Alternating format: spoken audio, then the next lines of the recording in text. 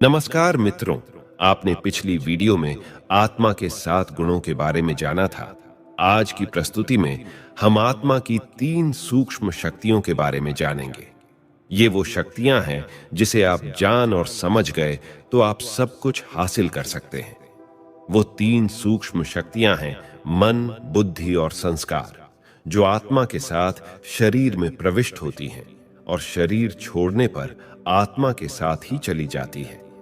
आत्मा की सोचने की शक्ति को मन कहते हैं, और जब उन विचारों को बुद्धि द्वारा आत्मा समझती है तथा जब वे विचार कर्म व्यवहार में आते हैं, तब वे कर्म आत्मा पर अपना प्रभाव छोड़ जाते हैं, जिसे संस्कार कहते हैं। आइए इसे विस्तार पूर्वक समझते हैं।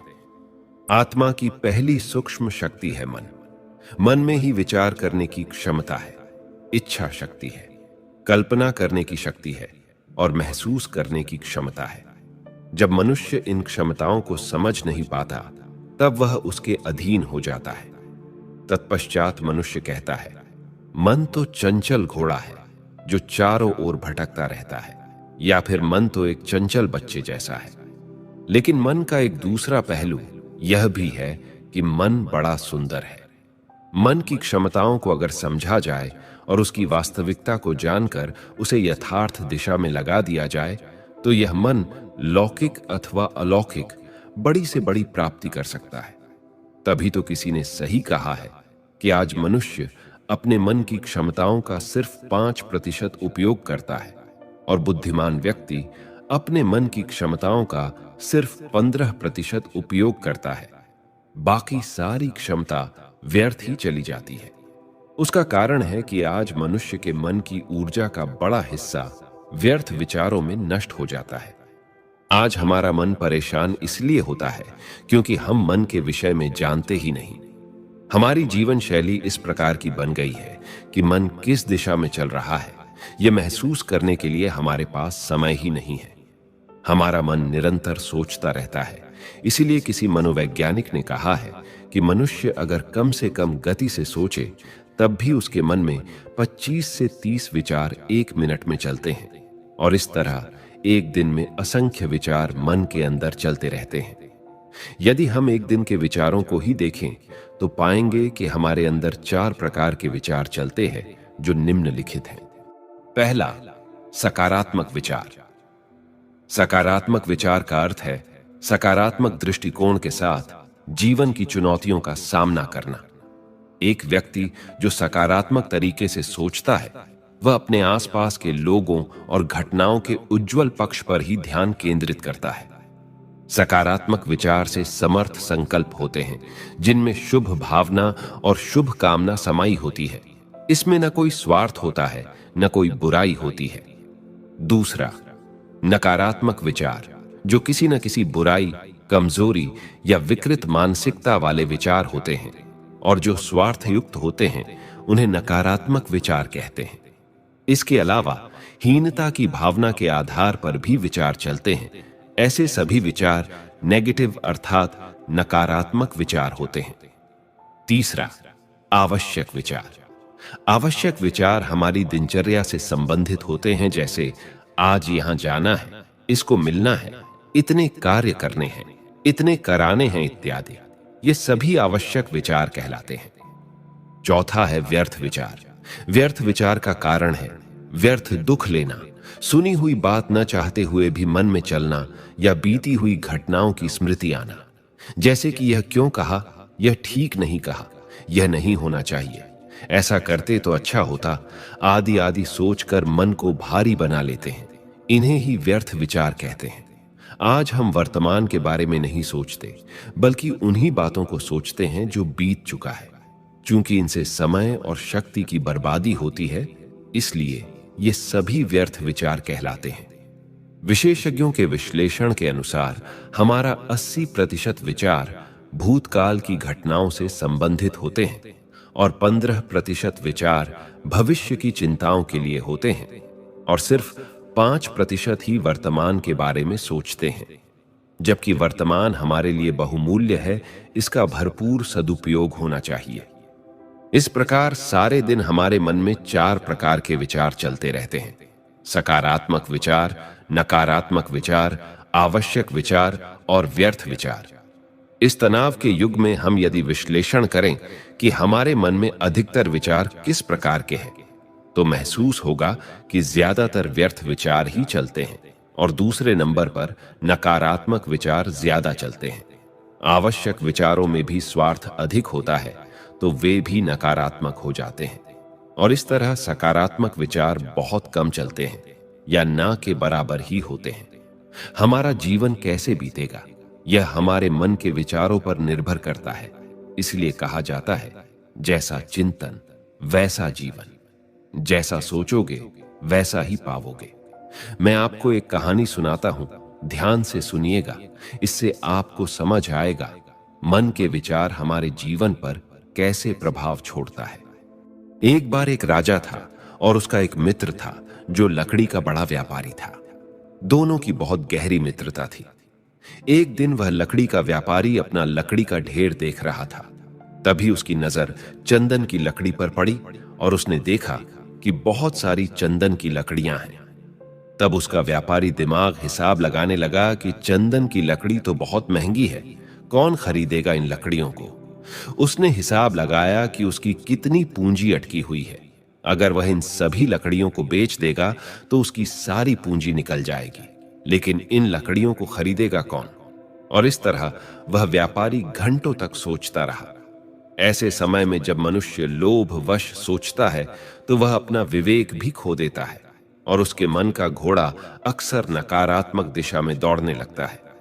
उसका वहां के राजा के साथ घनिष्ठ संबंध था, इसलिए उसके मन में राजा का ख्याल सबसे पहले आया और वह सोचने लगा कि अगर राजा मर जाए तो उसको जलाने के लिए तो चंदन की लकड़ियों का ही प्रयोग होगा और तब उसकी सारी पूंजी निकल जाएगी।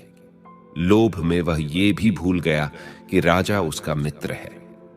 फिर वह सोचने लगा कि राजा मरे तो कैसे मरे, क्योंकि राजा कोई बुजुर्ग तो है नहीं जो इतनी जल्दी मर जाएगा। फिर वह सोचने लगा कि अगर कोई आकस्मिक कारण बने या कोई ऐसी बीमारी का कारण बने तब तो वह जरूर मर सकता है। लेकिन फिर उसका मन सोचने लगा कि राजा तो स्वस्थ है तो बीमारी आ नहीं सकती। इन्हीं विचारों में उसकी रात की नींद हराम हो गई। वह रात भर यही सोचता रहा कि राजा मरे तो कैसे मरे। फिर उसके मन में विचार आया कि अगर कोई इस राज्य पर चढ़ाई करे और उसमें राजा मारा जाए तब तो वह अवश्य मर सकता है। लेकिन दूसरी ओर उसे ख्याल आया कि राजा के सभी आसपास के पड़ोसी राज्यों के साथ बहुत अच्छे संबंध हैं, कोई भी उसके साथ युद्ध का ऐलान नहीं कर सकता। फिर उसे एक विचार आया, अगर प्रजा में से कोई उसको मार दे तब तो वह अवश्य मर सकता है। लेकिन वहीं दूसरी ओर उसके मन ने कहा कि सारी प्रजा भी खुश और संतुष्ट है तो प्रजा में से भला कोई क्यों मारेगा। इसी दुविधा एवं नकारात्मक सोच एवं लोभवश विचारों से उसके मन की शांति नष्ट हो रही थी। उसे रात को भी नींद नहीं आती थी और दिन में भी किसी काम में उसका मन नहीं लगता था। ऐसे नकारात्मक विचार उसके मन पर हावी होने लगे थे, जिससे वह बहुत परेशान रहने लगा। जब वह महल में राजा से मिलने जाता था तो पहले जैसा स्नेह, प्यार, मित्रता भाव, खुशी आदि उसके चेहरे से नहीं झलकती थी और वह राजा को उसी दृष्टि से देखता कि यह मरे तो कैसे मरे। व्यापारी को यह मालूम नहीं था कि हमारे विचारों के भाव चेहरे पर दिखने लगते हैं और उनके प्रकंपन वातावरण में फैलते हैं। राजा जब भी उसे देखता था तो उसे महसूस होता था कि मित्र को कोई परेशानी है, परंतु जब भी वह पूछता था तो व्यापारी मित्र कोई ना कोई बात से टाल देता था। परंतु उसके विचारों की तरंगे राजा को पहुंच जाती। जैसे कहा जाता कि जो हम दूसरों के प्रति सोचेंगे वो बात हमारे प्रति भी वैसे ही रूप में वापस आती है। महल में बैठे एक दिन राजा के मन में विचार आया कि यह मेरा मित्र जो इतना धनवान है किसके लिए कमाता है, उसके आगे पीछे तो कोई है नहीं, तो वह क्यों इतनी परेशानी को उठाता है। अगर वह मर जाए तो उसका सारा धन दौलत का वारिस तो कोई है ही नहीं। फिर राजा के मन में विचार आया कि जिसका कोई वारिस नहीं होता, अगर वह मरता है तो उसका सारा धन दौलत राज्य कोष में जमा हो जाता है। अब राजा को भी रात भर नींद नहीं आती थी, न ही दिन में उसका मन किसी काम में लगता था। यह नकारात्मक विचार राजा के मन पर हावी होने लगा और उसका मन भी परेशान रहने लगा। जब दोनों मित्र एक दूसरे के सामने आते थे, तब भी नकारात्मक दृष्टि से एक दूसरों को देखते और मिलते थे। आखिरकार एक दिन व्यापारी बहुत परेशान हो गया। तब वह राजा के पास आया और कहने लगा कि आज मैं आपसे माफी मांगने आया हूं। राजा ने पूछा, तुमने कौन सा अपराध किया है जो माफी मांग रहा है? तब उसने कहा, मैंने कोई अपराध नहीं किया है, परंतु मेरे मन में आपके प्रति कुविचार आया है। और उसने सारी बात राजा से कह दी कि कैसे चंदन की लकड़ियों से शुरू हुआ। अब वह बहुत परेशान है। जब तक वह चंदन की लकड़ियों को हटाएगा नहीं, तब तक वह उस परेशानी से मुक्त नहीं हो सकता। राजा ने सोचा कि अगर मेरा मित्र माफी मांग रहा है तो मुझे भी माफी मांगनी चाहिए, क्योंकि मेरे मन में भी उसके प्रति कुविचार आया था। राजा ने भी मित्र को अपनी बात बताई। तब फिर दोनों ने एक दूसरे से माफी मांगी और फिर सोचने लगे कि अब इन सारी चंदन की लकड़ियों का क्या किया जाए। राजा ने कहा, मेरे महल में सब कुछ है, मुझे किसी चीज की आवश्यकता नहीं है, लेकिन महल के बाहर जो बगीचा है वहां एक मंदिर का निर्माण करते हैं और उसमें इन सारी चंदन की लकड़ियों को लगाते हैं। सारे वातावरण में खुशबू भी फैलेगी और भगवान की भक्ति, प्रार्थना आदि चलेगी तो लोगों को भी शांति मिलेगी। मित्र को भी यह बात पसंद आई और दोनों मंदिर निर्माण के कार्य में आगे बढ़े। मित्र ने सारी चंदन की लकड़ियों को भेज दिया। तब राजा ने राज्य कोष से पैसे निकालकर उस मित्र को देना चाहा, परंतु मित्र ने कहा, मुझे यह धन नहीं चाहिए, लेकिन इस धन को राज्य कल्याण के प्रति लगा दिया जाए। इस तरह जब दोनों के मन में सकारात्मक विचार आया, यानी जब एक के मन में मंदिर निर्माण का और दूसरे के मन में राज्य कल्याण का विचार आया, तब दोनों का मन शांत हो गया और फिर से दोनों के बीच स्नेह, प्यार, मित्रता भाव और खुशी के प्रकंपन प्रवाहित होने लगे। इस कहानी से हमें यह पता चलता है कि जब मनुष्य के मन में नकारात्मक या व्यर्थ विचारों का प्रभाव बढ़ जाता है, तब उसका मन अशांत और परेशान हो उठता है। तब उसका मन न दिन में किसी काम में लगता है और न रात में उसे चैन की नींद आती है। परंतु जब सकारात्मक विचार का प्रभाव बढ़ता है, तब मन शांत और प्रसन्न रहने लगता है। फिर काम में भी मन लगता है और रात को भी चैन की नींद आती है। तभी तो कहा जाता है, मनुष्य का मन ही उसका परम मित्र है और मन ही उसका शत्रु है। मन के विचारों का प्रभाव हमारे जीवन पर बहुत गहरा है। जैसे मनुष्य के मन में विचार होंगे, वैसे ही उसकी भावनाएं और व्यवहार होगा। अर्थात विचार एक महान शक्ति है। व्यक्ति का जैसा विचार होता है, वह वैसा ही जीवन में अनुभव करता है। जब मनुष्य किसी विचार को बार बार दोहराता रहता है, तब उसकी मनोवृत्ति वैसी बन जाती है। मनोवृत्ति के आधार पर ही उसकी मान्यताएं बनने लगती है और फिर वही मान्यताएं सत्य होने लगती हैं। विचार एक बीज है। जैसा विचार बीज मानव अपने मन में रोपित करता है और उसमें मन को जितना लगाता है, उतनी ही मन की शक्ति भी लगानी पड़ती है। सकारात्मक विचार मन में शक्ति का संचार करता है, जबकि नकारात्मक विचार मानसिक शक्ति को क्षीण करते हैं, जिससे थकान और खोखलेपन का अनुभव होता है। आत्मा की दूसरी सूक्ष्म शक्ति है बुद्धि। मन और बुद्धि का एक दूसरे के साथ गहरा संबंध है। मन सोचने की शक्ति है तो बुद्धि समझने की शक्ति है। इसलिए कहा जाता है, सोच समझकर बोलना। अर्थात सोचने का काम मन करता है, लेकिन उसे समझने का काम बुद्धि करती है। यह भी कहते हैं, मन घोड़ा है तो बुद्धि उसकी लगाम है। लगाम हाथ में होगी तो मन रूपी घोड़ा कभी तूफान नहीं मचाएगा। घोड़ा अनुशासित रहेगा, लेकिन अगर लगाम को छोड़कर घुड़सवारी की कोशिश करेंगे तो घोड़ा हमें जमीन पर पटक देगा। इसी प्रकार बुद्धि रूपी लगाम को हाथ में पकड़े बगैर मन की घुड़सवारी करने पर पश्चाताप ही करना पड़ता है। बुद्धि क्या चीज है? बुद्धि आत्मा का वह अंतर्क है जिससे वह हर बात को देखती और समझती है। मन के सारे विचार बुद्धि के पास आते हैं और बुद्धि उन विचारों का एक बिंब बनाती है, और यह बुद्धि का दृश्य यानी विजुअलाइजेशन जितना शक्तिशाली होता है, उतना उसमें समझने की शक्ति बढ़ जाती है। बुद्धि के इस अंतर चक्षु द्वारा हम केवल बाह्य या भौतिक वस्तुओं को ही नहीं देखते, अपितु मनुष्य की सूक्ष्म भावनाओं को भी देख सकते और समझ सकते हैं। बुद्धि की दो विशेषताएं हैं, पहला विवेक और दूसरा स्वतंत्रता। विवेक युक्त बुद्धि से मानव सही और गलत को अच्छी तरह से परख सकता है। उदाहरण के तौर पर आप किसी बच्चे के सामने झूठ बोलकर देखें तो वह भी तुरंत अपने विवेक के आधार पर आपसे कहेगा यह झूठ है, परंतु उस वक्त हम उस बच्चे को तुरंत चुप कराते हुए कहते हैं कि तुम्हें अभी समझ नहीं है, अर्थात हमने उसके विवेक को मार दिया। तब वह बच्चा एक दुविधा में पड़ जाता है कि मेरा विवेक तो कहता है यह गलत है और बड़े कहते हैं मैं समझता ही नहीं, और शायद वह अपनी बुद्धि को मनाने लगता है कि बड़े ज्यादा जानते हैं।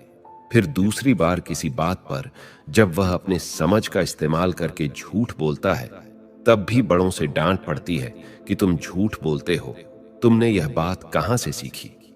फिर वह बच्चा बहुत असमंजस में पड़ जाता है कि जब वह सही कहा तब उन्होंने कहा कि तुम समझते ही नहीं, और जब मैं उनके हिसाब से कहा तब वो कहते हैं कि मैं झूठ बोलता हूं, तो फिर सही क्या है। और इस दुविधा में वह बच्चा उसी दिशा में आगे बढ़ता है जैसा संग या माहौल मिलता है। वास्तव में बुद्धि को यह दो भेंट, विवेक और स्वतंत्रता, इसीलिए प्राप्त है ताकि मनुष्य हर कर्म विवेक युक्त और स्वतंत्र होकर करे, जिससे अपने कर्म के लिए वह खुद उत्तरदायी या जिम्मेदार हो सके। भगवान उसके कर्म के लिए जिम्मेदार नहीं है, क्योंकि ईश्वर कभी हमारे कर्म में दखल नहीं करते। जब मनुष्य की बुद्धि किसी बात को अपने अंतर चक्षुओं से देखती है, अच्छी तरह समझती है, उसका विश्लेषण करती है और अंत में परखती है, तब वह हर बात का यथार्थ निर्णय लेने लगती है। इसलिए जीवन में हर मनुष्य ने यह अवश्य महसूस किया होगा कि जब जब उसने सही निर्णय लिया है तब तब उसे सुकून का अनुभव हुआ होगा।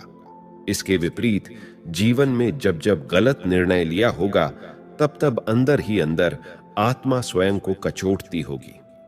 आज मनुष्य की बुद्धि कमजोर होने के कारण व्यर्थ और नकारात्मक विचारों के प्रभाव में आ गई है, इसलिए सही निर्णय नहीं ले पाती। आत्मा की तीन सूक्ष्म शक्तियों में बुद्धि महत्वपूर्ण शक्ति है। बुद्धि को ही अंतरात्मा की आवाज कहते हैं, जो कभी गलत नहीं होती, सिर्फ उसे सुनने की आवश्यकता है। बुद्धि अपने विवेक से जब सही निर्णय लेती है, तब आत्मा सुख, शांति, आनंद आदि गुणों से भरपूर हो जाती है। बुद्धि जितनी शक्तिशाली और स्पष्ट होगी, उतना ही निर्णय सही होगा। जैसे आंखें अगर धुंधली है तो स्पष्ट दिखाई नहीं पड़ता है और ठोकर भी लग सकती है, उसी तरह नकारात्मकता अंतर्दृष्टि को धुंधला कर देती है, जिसके कारण स्पष्ट दिखाई नहीं देता। उस अवस्था में लिया गया हर निर्णय गलत साबित होता है, और फिर बार बार गलत निर्णय लेने से आत्मविश्वास हिल जाता है, और इस प्रकार मनुष्य का मनोबल और इच्छा शक्ति कमजोर होने के कारण बुद्धि मन के नकारात्मक विचारों के प्रभाव में रहने लगती है। तब हमें आध्यात्मिक ज्ञान और योगाभ्यास ही सकारात्मक चिंतन प्रदान करता, जिससे मनोबल मजबूत होता है, बुद्धि की विवेक शक्ति बढ़ती है और जीवन में सही निर्णय लेने की क्षमता पैदा होती है। लेकिन आज मनुष्य इन सब चीजों से दूर होता जा रहा है, जिससे उसकी बुद्धि कमजोर होती जा रही है। जब बुद्धि कमजोर होने लगती है, तब कार्यक्षमता पर इसका सीधा प्रभाव पड़ता है। मैं आपको एक कहानी के माध्यम से समझाता हूं। एक गरीब लड़का था जिसे नौकरी की तलाश थी। अनेक प्रयत्नों के बाद भी उसे कोई काम नहीं मिला। तब उसके एक मित्र ने कहा कि वह लकड़ी के एक व्यापारी सेठ के पास चला जाए, शायद वहां उसे कोई काम मिल जाए। वह उस सेठ के पास चला गया और उसने सेठ से अपने लिए काम मांगा। सेठ ने पूछा कि वह क्या काम कर सकता है। युवक ने कहा कि वह शक्तिशाली है, कोई भी काम कर सकता है। सेठ ने पूछा, क्या वह लकड़ी काट सकता है? युवक तैयार हो गया। सेठ उस युवक को पीछे गोदाम में ले गया, जहां लकड़ियों का ढेर रखा था, और कहा कि ये सारी लकड़ियां काटनी है। युवक तैयार हो गया तो सेठ ने उसे कुल्हाड़ी दी और काटने के लिए कहा। सारा दिन वह लकड़ी काटता रहा। दिन के अंत में सेठ ने सोचा, देखें उस युवक ने कितनी लकड़ी काटी है, उसने देखा कि युवक ने सारे दिन में करीब 25 लकड़ियां काटी थीं। सेठ जी बड़े प्रसन्न हो गए और कहने लगे, तुम्हारे में अच्छी क्षमता है। चलो, तुम्हारी नौकरी पक्की। रोज सुबह आकर शाम तक लकड़ी काटना। दिन में 1 घंटा आराम मिलेगा। युवक खुश होकर घर चला गया। प्रतिदिन वह आकर लकड़ी काटता और घर चला जाता। ऐसे करते करते 10 दिन बीत गए। फिर सेठ जी ने सोचा कि देखना चाहिए युवक क्या कर रहा है। जब दिन के अंत में वह देखने गए तो देखा कि युवक ने सारे दिन में सिर्फ 15 लकड़ियां ही काटी थीं। सेठ जी ने युवक से कहा कि उसकी क्षमता कम कैसे हो गई। पहले दिन तो उसने 25 लकड़ी काटी थी और 10 दिन के बाद सिर्फ 15 लकड़ी ही काट पाया। युवक कहने लगा कि उसे भी समझ नहीं आ रहा कि लकड़ी कम कैसे कट रही है, जबकि वह आलस्य भी नहीं करता और भरपूर मेहनत भी करता है। सेठ जी ने उसे थोड़ी और मेहनत करने के लिए कहा। युवक ने भी स्वीकार किया और दूसरे दिन से और मेहनत करने लगा। इसी प्रकार मेहनत करता रहा और 10 दिन बीत गए तो फिर सेठ ने सोचा कि देखें तो सही वह लड़का क्या कर रहा है। उसने देखा कि सारे दिन में उस युवक ने सिर्फ 10 लकड़ी ही काटी है। सेठ जी ने युवक से पूछा, क्या बात है? पहले दिन तो तुमने 25 लकड़ी काटी थी, 10 दिन में 15 लकड़ी तक हो गई और आज 20 दिन में यह क्षमता कम कैसे हो गई? युवक ने कहा, सेठ जी, यही बात तो उसे भी समझ में नहीं आ रही कि इतनी मेहनत करने पर भी उसकी कार्यक्षमता कम क्यों हो रही है। सेठ जी अनुभवी थे। उन्होंने युवक से पूछा कि तुम यह बताओ कि इन 20 दिनों में कुल्हाड़ी की धार कितनी बार तेज किया है। युवक ने कहा, सेठ जी, समय कहां मिलता है कुल्हाड़ी की धार तेज करने का। सारा दिन तो लकड़ी काटने में ही चला जाता है। सेठ जी ने कहा, अरे भाई, उसके लिए तुम्हें अलग समय थोड़े ही दिया जाएगा। जैसे ही तुम काम पर आते हो, सबसे पहले तुम्हें कुल्हाड़ी की धार तेज करनी चाहिए। तब तुम कम मेहनत में भी अधिक लकड़ी काट सकोगे। ऐसे तो तुम मेहनत भी अधिक कर रहे हो और तुम्हारी कार्यक्षमता भी कम हो रही है और काम भी कम हो रहा है। परंतु यह बात उस युवक की समझ में नहीं आ रही थी। ठीक उसी प्रकार आज मनुष्य की कार्य क्षमता कम होती जा रही है, जिसके कारण तनाव बढ़ रहा है और इसी कारण चिड़चिड़ापन भी बढ़ रहा है। इन सब बातों का कारण है कि अपनी बुद्धि की धार को आध्यात्मिक ज्ञान एवं मेडिटेशन से तेज नहीं किया है। आज का मनुष्य भी यही कहता है कि इसके लिए उसके पास समय नहीं है। समय मिलेगा नहीं, निकालना पड़ेगा। मनुष्य अगर सुबह सुबह आध्यात्मिक ज्ञान और योगाभ्यास से अपनी बुद्धि की धार तेज कर ले तो उसका सारा दिन अच्छा रहता है, क्योंकि आध्यात्मिक ज्ञान और मेडिटेशन उसके मन को सशक्त करता है, जिससे अंतर्चक्षु स्पष्ट हो जाते हैं और हर बात को सही समझकर कार्य करने लगता है, जिससे बुद्धि की क्षमता बढ़ जाती है और कुशलता भी आ जाती है। आत्मा की तीसरी सूक्ष्म शक्ति है संस्कार।